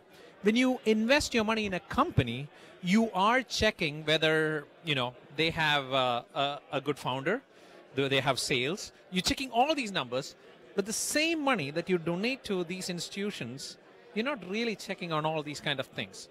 So what if there is a way that you can bring transparency? You're sending a token, you can see what they are doing with that token. It is bringing one more step. You're making sure that it's efficient. The money that you're sending is efficient. Or then, the biggest thing I see is, gods are a fictional entity. Okay, what I mean by fictional entity is, like, money is fictional. You can't go to a monkey and offer him $1 million and him to exchange his banana. You can't ask a monkey to say, in your next life, I'll give you 10,000 bananas. Give me the one that you have in your hand right now. He won't do it. That's what I mean by fictional. So you have this fictional entity that lives in idols and places of worship. Okay, it's fine though, because humans, we need touchy-feely things. So they built idols and places of worship, synagogues or whatever. All the same, okay? Sanctuaries, everything. Different brand names. Right. So you have this for all of it. But your real friends have now moved to Facebook and WhatsApp. Your real friends have become virtual, and your virtual friend has become real. Maybe it's time to bring the virtual friend to the virtual world. One, it's better. You can reach a larger set of people. One, you can bring transparency.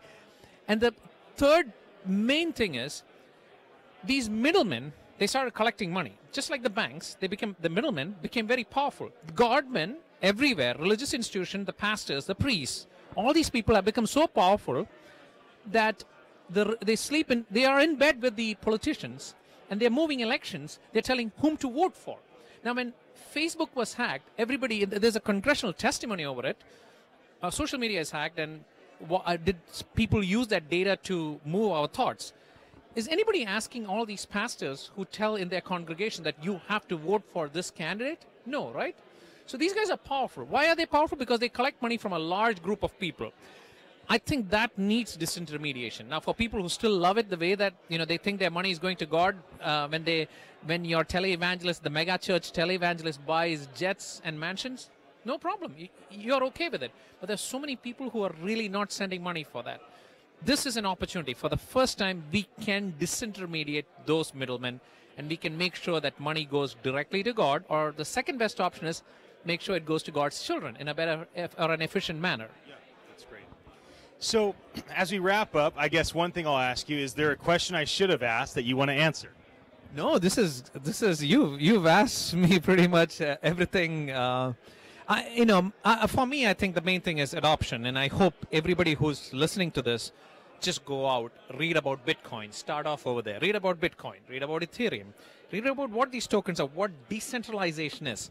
That you have this middleman, you have your government who's taken over your life. And it's time, for the first time in history, we can get out of that.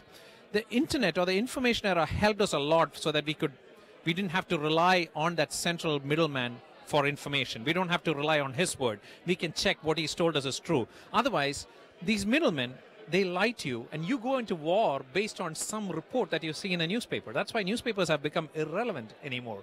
Why don't they make money anymore? Because we're not listening to them.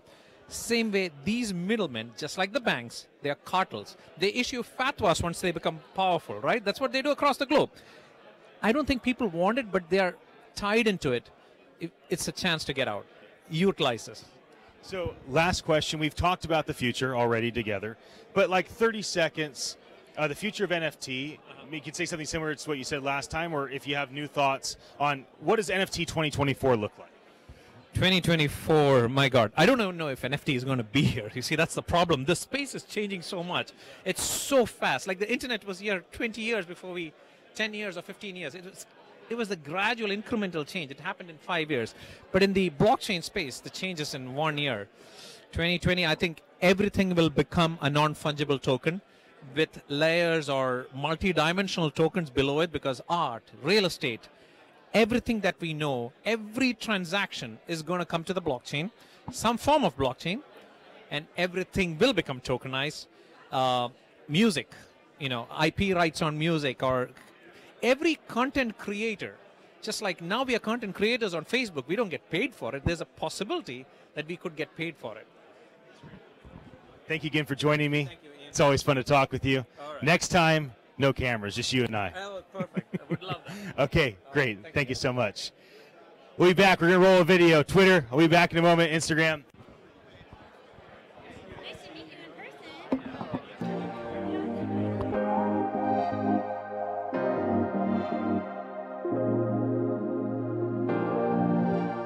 Well, my name is Ian Utilli, and I am hosting a brief interview for NFT.NYC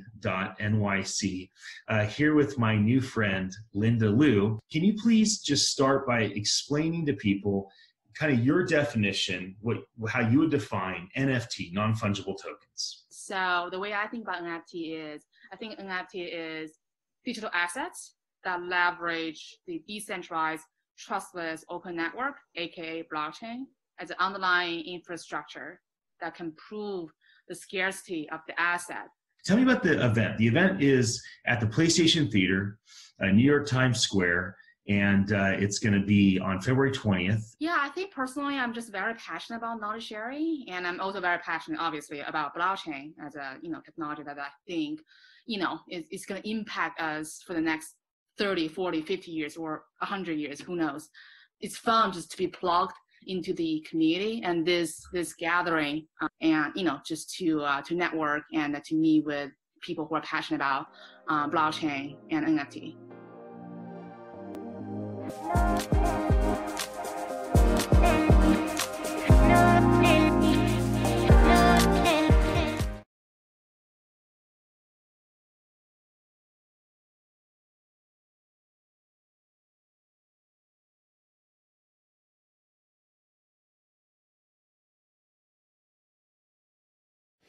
Welcome to NFT.NYC here inside the PlayStation Theater in Times Square. I'm here with my friend Marguerite, who just got finished speaking with Renee. Can you please tell me how the talk went that you just did? Sure. It went really well, actually. And we demoed for the first time our work in progress gameplay demo, which was neat because we haven't really showed that to a lot of people. So getting the feedback and getting all the social media hits and people are excited. Yeah, I'm absolutely excited. Well, and Renee, he has a separate game called Chain Breakers. So then we got to talk about like the interoperability of our games. Right, and a lot of people, I think, don't understand necessarily how that really works. So from the development side, we're planning on like the data of the tokens transferring from game to game, but the art assets still stay native to the game, if that makes sense. And tell me about your game, your development, where it's at now. You just moved to New York to be a part of program. So like, give me a little background on your company coming here and your game. Sure. So we launched Blockhead Games back in January 2018. We bootstrapped for the first year. And now it's been a year and a half almost on game development, and we went through the concept art phase, the multiple iterations of game design, and then now we have a complete game engine. We have the tech stack, like blockchain tech stack game server hybrid, that's complete. We have the gateways that are functioning now from a side chain to a mainnet. If this is too technical, I can. Yeah. So, there's people like, won't somebody talk about anything technical? Enough fluff. Tell me something that is intriguing. Right. So you never know. And so then the art also, like with the animation pipeline and the asset creations, and I mean, then we're thinking about the game design and how does that wrap into all of the art assets that are needed, because we have a lot of modification options as you play the game. If you think of Final Fantasy and how you start out in the beginning and all the gear and that you accumulate and you're leveling, I mean, making an RPG is a giant amount of work. Yeah, so we're really excited because the tutorial campaign is coming out May 1st, which is a big milestone for us. It'll be playable and accessible to the public. So yeah, I guess it's really nice after all of this work, it's coming together, and the blockchain bit is working, and it has the user-friendly logon and the blockchain like baked into the back end. So yeah. What are and have been some of your favorite games? Like, were you a big fan of Chrono Trigger when you were young? That was like the big deal RPG, but you know what I'm saying. Like, what games do you love today? What games have you loved, and why? Just give me an idea, because you have a game company, so gaming must be a part of, you know, a personal hobby or enjoyment. Sure. So my background is a little bit wild. Like as a kid, King's Quest, Battle Chess, right? Love those games. And then as I went in like to Final Fantasy VII, I would say it was an all-time favorite game. And then after that, I think I fell off. I didn't love the Final Fantasy. They got a little bit too complicated. Less, I don't know. Maybe I grew out of them. But anyways, then in 2014, I started making crypto puzzles. So I was hiding Bitcoin private keys in paintings. So they were just like money hidden in plain sight, basically. And anyone in the world could pull that Bitcoin out of the art. And then I started doing that digitally. And then we made like treasure hunts online that would go through websites. And that was my background for about 5 years. So really heavy in the guerrilla marketing, viral marketing aspect, because people love doing that, like hunting for the Bitcoin. So that kind of idea then, like now with this non-fungible token type gameplay, it's even more accessible. So everyone who comes into the game has an opportunity to pull that value out, as opposed to just one winner at the end. I'm really excited to talk to your friend that's the artist. I was walking by, I'm like, I want to be your friend. This is amazing. Come share what you're doing. So that'll be fun. That'll be in the next hour or so. What's the age target? I know that it's like for anybody, but what's the lower end age target? I guess would be my question, because any person of any older age can play your game. What's the lower end age target for your new game that's coming out? So we're targeting 18 to 33, about maybe 35. Really, you could go. I mean, hopefully you can just keep on going with that. But millennials, I think for us, they really understand the idea of game economies and then the crossover of crypto. They kind of fit into that same diagram. So that's our real go-to market for Neon District. But I'm hoping that it's something that is widely accessible, so it can be inviting to multiple, groups. Yeah. I love the name, Neon District. It's really good. I like a lot of things that you and your team are doing. How about how there's, the Twitch channels, the YouTubers that are gaming? It's like, the younger people are watching gamers instead of football, baseball, basketball, right? Esports is a huge thing. How do you see that playing out with Neon District and with other games like Chain Breakers? Sure. So Neon District, the goal is to scale it to 1 million users, which is a pretty big accomplishment for something with a blockchain hybrid tech stack. So then once that we prove that milestone, you can then take this to something that could be like an esport game. And let's imagine you have your favorite Twitch streamers, Ninja and Dan TDM, right? And they are decked out with non-fungible token gear. And it's like a 3D arena battle. And then as they're playing, you can be auctioning on their gear to buy it, according to what's happening in the gameplay. And get it, yeah. And so, I think actually the value of being a streamer, and then also NFTs, because now anyone that is a celebrity and holds a collectible, it has that additional value add to it. And yeah, so I'm actually really interested to see how the collectible world and then the game world collide. That's awesome. Is there a question that I should have asked you that you wanted to answer? Ooh, I'll ask you any question you want. Yeah, I mean, I guess I'm really excited. There's another game actually. There's a few games. So Axie Infinity is a game that I think is doing a really great job of turn-based battle mechanics, and they're moving over to sidechain also. So eventually, it will be like us. It'll be a freemium model. I think eventually that's in their pipeline. Another game is Age of Rust, which is a 3D. A cyberpunk world. So our assets we're planning and have been designing for about a year how our assets will kind of you'll be able to wake up in Age of Rust as a Neon District character if you bring that asset into the game, and that you can't have that beginning with any other of the other starting characters from Age of Rust. So I mean, we're already working on these ideas of how do we play with this tech, but also not to do too much, because there's actually quite a bit of development involved. If you're a 6 or 9 year old like my two boys, and your dream is to be a gamer, right? Do Minecraft, and like you watch Dan TDM, and now you're like, I could do that. How might me as a parent want to help guide the paradigm of my young 6, 9-year-old children to start thinking through, like, you can build Minecraft's world, or maybe you should consider Sandbox, or maybe you should consider something where you're actually building some, it's a different approach. So how might you guide either a younger person directly or a parent to kind of steer them?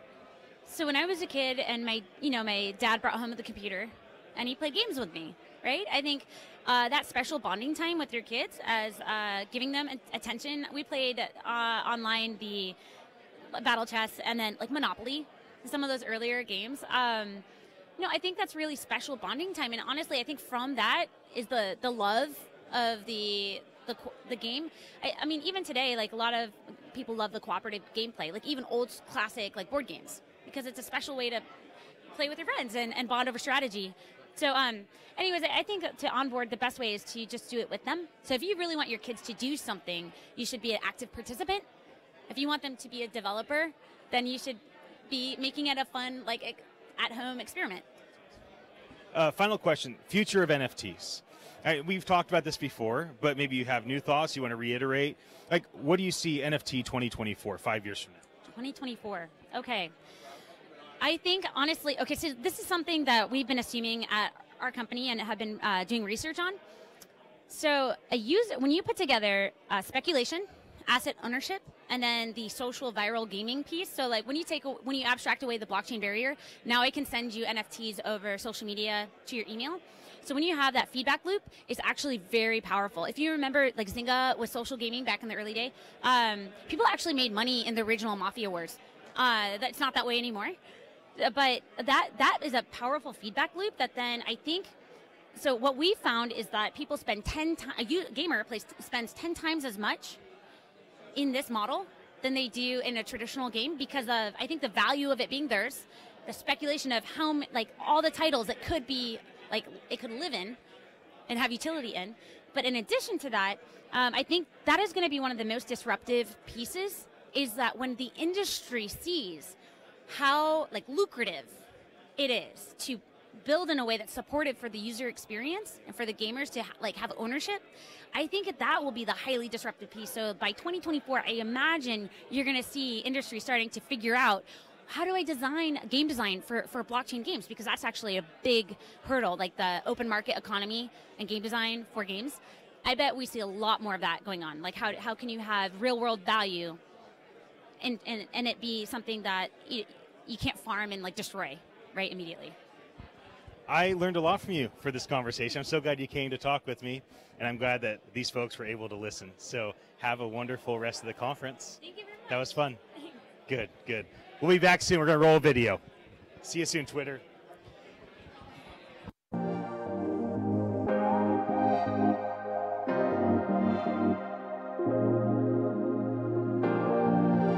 I'm personally most interested in media content. Right? So I think that whether it's art or whether it is a digital photo or anything or a song, right, that you can treat this as something unique.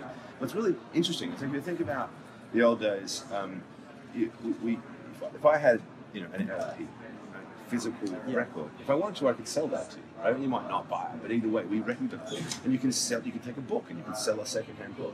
In the digital world, we couldn't do that because, at least up until now, because it was recognized that it could be ultimately regulated. So that's when we brought digital rights management into the system, and the entire model got built around litigating against abuses of people's copyright. Now we can represent, right, in the same way that an LP is a physical asset, a unique digital asset. I can sell that to you. Yes. And you couldn't have it before. That to me is the power of a non-fungible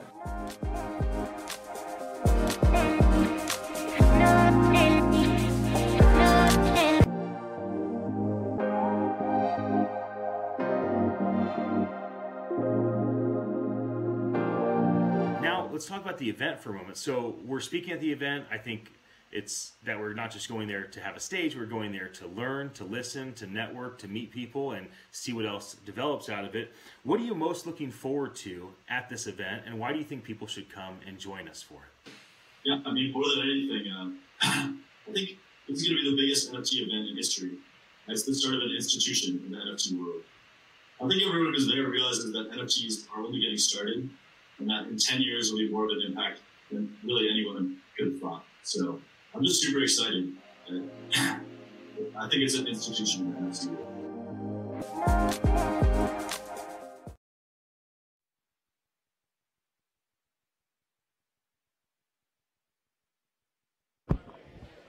Facebook, YouTube, welcome to the NFT.NYC event. I'm now here with Michael Casey in the PlayStation Theater in Times Square, New York, with a very electric yet friendly crowd. So how has it been for you so far this morning? Hi, Ian. Thanks for having me. Look, what really excites me about this is this feel of the beginning of something new, right? And I've been in Bitcoin for the blockchain Bitcoin space for about 5 or 6 years. By no means right there at the beginning, but 5 or 6 years makes me something of a veteran, right?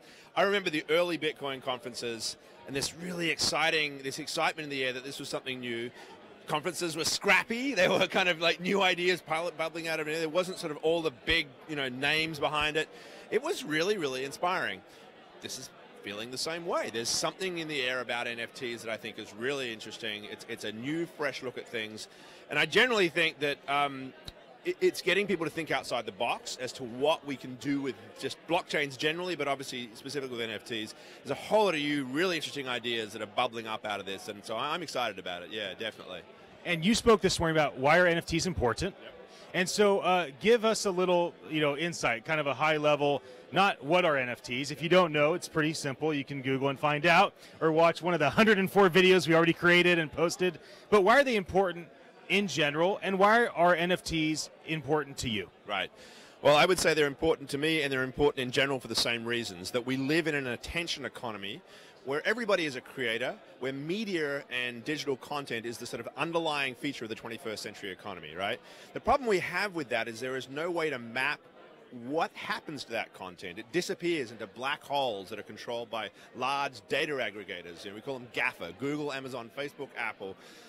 That process makes it very difficult for us to create the kind of relationships that we want with each other, whether we are a producer selling to a consumer or just an average Joe trying to communicate with somebody else, right? We're stuck inside these siloed control settings. So blockchain helps us deal with this to one extent on its own, but what NFTs do is they allow us to map the claims on the original content that we create and then have a provenance to that, right? So now we can start to look at what this world of all of this content starts to look like and place some value on it and figure out how to actually interact with each other in a way that resolves this core trust problem that's always made it very difficult for us and has led us to require these intermediaries in the first place, right? So look, it's one building block for what I would call Internet 3.0, one that is not so beholden on these data aggregating behemoths that run our lives. We have to fix this problem because it's a fundamentally difficult situation that the world has entered into, and NFTs are a very important building block in the solution as far as I can tell. Now, you and I met at CES a few weeks ago, and you were helping to lead kind of the blockchain ecosystem of stages and talks. How might you imagine CES, blockchain, NFT conversations be different next year and maybe be different, 10 years from now? Like there's now, there's pretty soon, and then there's pretty distant out. What do you imagine for a ecosystem like CES, this long-standing ecosystem, a lot of kind of things that are set in motion? How might things change inside of this ecosystem around the conversation of blockchain and NFT? Right, so what I'm hoping, and I don't necessarily predict, I'm not very good at being a futurist, but I would hope that over the course of the year, as this conversation grows, you're going to get real-world companies that step in and say, hey, this is a really interesting idea. There's a whole new business model that I can create out of this, whether it is turning my virtual goods in my gaming environment into some sort of collectible item that lives outside my platform that I can now monetize in a different way, or whether it's companies that figure out ways to essentially build new systems of social capital that either challenge or just give us an alternative to the existing Facebook. So those conversations, I'm hoping, are the sorts of things, not necessarily the products themselves, but the conversations from real world companies, not just sort of crypto fanatics, but people who are able to say, hey, this solves a problem. All right? And the music world, for example, is facing huge problems in terms of how they are able to, or unable rather, to interact with their fans. Something like this empowers that. So will musicians and music companies involved in this space get interested in it? That, I think, is the first phase. And obviously in 10 years' time, my dream, again, I'm not predicting, I'm just saying what I would hope to be the case, is that we actually live in a different world where we have broken the problem of the attention economy. And that rather than have this very unhealthy environment where advertisers are basically stealing your, or trying to steal your or my attention, in an environment where the data is opaque and difficult to understand, instead there is a connection between the content provider, the advertiser who's participating in a constructive way through a token, and the user. And there's this sort of healthy engagement where behavior is being incentivized through those models. I see NFTs as being a really powerful way to connect not just the virtual gaming world, but with the real world in terms of how brands and companies are able to incentivize behavior that they can be positively associated with, right? So that is my vision for where it goes, that ultimately this is integrated into the entire way in which we construct the digital economy instead of this rather invasive, unhealthy attention economy that we currently live in. And now you and Jody Rich have known each other for quite some time. He put this event on. You started to talk about having you be kind of the opening talk. What's your thoughts on what Jody's currently doing in this space and kind of him as a leader as this space moves forward? Well, I just think throwing this event for itself is just a really important moment, right? It brings the community together. So it's both the attendees, but also the speakers and obviously the presenters. This idea that there is a community around this is critical to the build out of the ecosystem. So NFT.NYC is a great starting point for how to make this happen. In addition to that, I think that he's thinking outside the box in terms of how do we create value and how do we create relationships between people, and the idea that we can tokenize things like redeemable time and the like, and that I can actually place this thing as a unique representation of value to share with somebody else. That builds those connections between people. So I think, just thinking outside the box in terms of how we can construct new systems of value and getting others through conferences like this to run along with that idea and then build out upon it. It's wonderful. I mean, it's a great building block for an interesting future. Maybe that's the last thing we should chat about, the future. So, I'm not asking for you to predict, but hope. I'm talking tonight about NFT 2024. My goal was to interview as many speakers as I could, get the collective hope, and then kind of share that collective hope in a clear, concise way tonight. So why don't you add to my collection of hope for what this could be in 5 years. NFT 2024, what are some desires that you'd like to see, desirable outcomes for this industry? Well, I'd love to see these new forms of token to be shared within the world, that they become an integral part of how we actually engage with each other in the digital economy, and people just treat them as something normal and valuable, and that we've now made this leap in the process. I want to see human beings recognize that value is something that has always been constructed socially, and therefore that we can, it doesn't matter if it's a dollar or a Venezuelan bolivar or whatever, its value is always a social construct. The idea that we can actually have these new forms of value that aren't tied down to these sovereign rules and so forth, that we can then construct, relationships around. I want to see that leap of logic, which is difficult for people, but if we can make these things more fluid in the world, then hopefully we get there. And once we do that, the prospects for sort of reinventing, economic behavior and incentives and so forth are profound. So, it's really this sort of cultural understanding that I would love to see happen. It's a lot of work to get there, but let's hope we can. Thank you so much for joining me. That was fun to get to know you. We'll be back in a moment. Going to run a video. That was great. Good. Yeah, I really enjoyed that. Be back Twitter.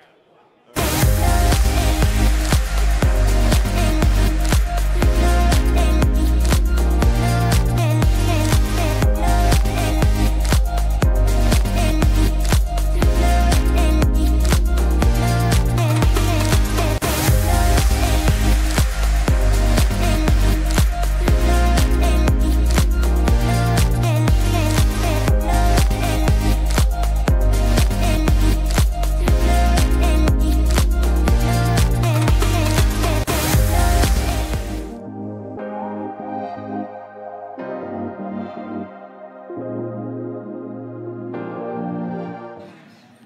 been in this space for a very long time, haven't you? I've been doing non-fungible tokens since 1999 in the context of video games. You know, people were always asking me, why would anyone want a non-fungible sort of thing? It's not real. Virtual. You know, I said, well, it doesn't matter whether it's real or not. You know, do you like golfing, I would say. And they're like, yeah, I like to golf. I go, do you spend a lot of money on a nice golf club? And they're like, yeah. I go, well, if you chose to use your discretionary time to play a game like World of Warcraft, to that person, having a great sword might be the thing that they want, because it's about how you choose to spend your time. It doesn't matter whether it's, you know, tangible or not. It doesn't matter. What matters is it providing you with utility or social status? Is it enhancing your life in some possible way? And then people will be like, oh, I get it. But that's not how you choose to spend your time. So, you know, I'm one of the probably first people that kind of had that eureka moment of recognizing that just because something is non-fungible doesn't mean it's any less valuable.